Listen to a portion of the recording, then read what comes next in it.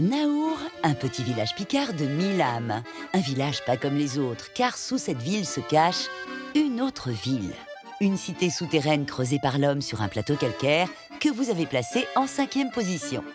3 kilomètres de tunnels, de galeries, de recoins qui ont vu défiler pendant plusieurs siècles des populations en temps de guerre.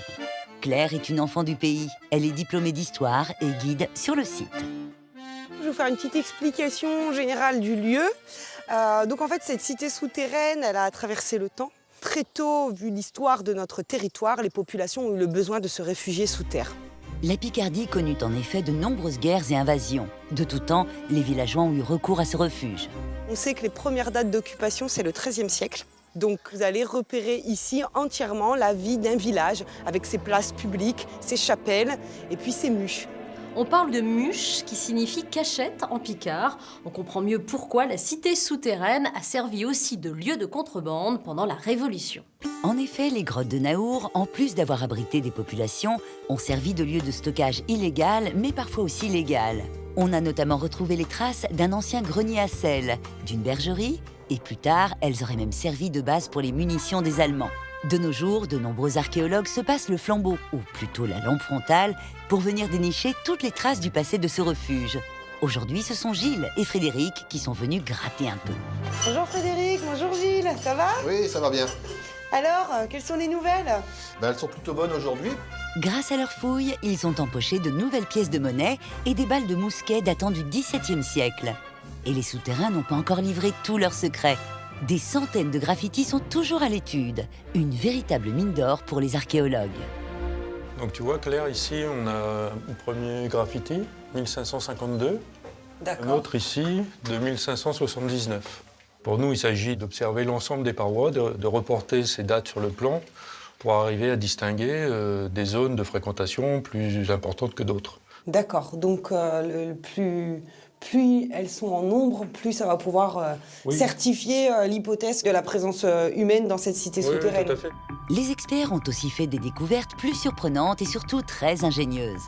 Des cheminées habilement cachées qui permettaient de respirer et de se chauffer sans se faire griller. Il faisait très froid dans la cité souterraine de Naour. D'où l'utilité d'avoir des cheminées, mais la fumée est un excellent repère pour les ennemis. Donc, elles étaient horizontales et elles allaient jusqu'au moulin des meuniers, d'où se dégageaient les cheminées sans aucun problème. Si aujourd'hui on s'évertue à retrouver les traces de ce passé, ce trou a pourtant bien failli tomber dans les oubliettes.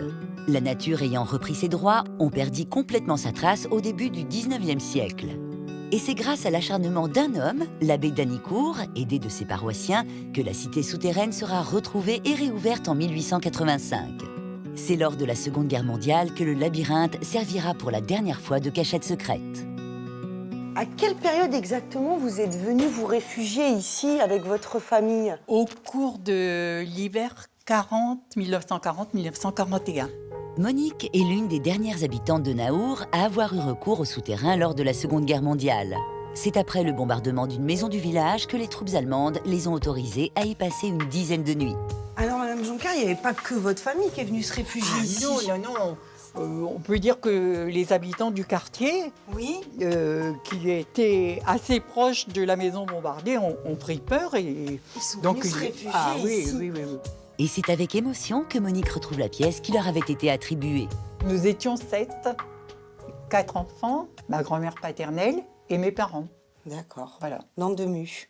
Oui, dans 2 muches. Voilà. Nous dormions comme cela. C'était spartiate, hein. Donc là, un petit peu de paille. Un petit peu de Pour paille, dormir. donc c'était très froid, Bien sûr, oui. pas confortable du tout. Dans l'obscurité totale. Voilà.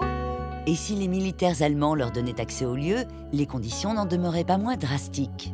Quand vous êtes venus vous réfugier ici, il y avait des Allemands déjà qui étaient là. Les Allemands étaient là puisqu'ils nous interceptaient à l'entrée et nous devions ouvrir les sacs, montrer les couvertures, enfin, ils s'assuraient qu'il y avait... Pas d'attentat. Ils passaient dans les couloirs, Mmh. dans les galeries. Dans les galeries. Oui. Et je sais qu'une fois, mon frère était couché et j'avais mal dans les côtes. Nous nous disputions et ils nous ont fait silence. À l'intérieur de ces épais murs de calcaire, aucun visiteur ne reste de marbre. À la sortie, certains cherchent encore leurs mots. C'est un site grandiose, exceptionnel et qu'on voit très très rarement parmi tous les monuments qui existent au-dessus de terre. D'autres s'en mêlent complètement les pinceaux. Ça fait des années que je passais devant la direction, la cité souterraine de Yaourt. Non, pas Yaourt, Naour. Et retenez bien le nom de cette cité souterraine, au lieu de l'histoire des Picards.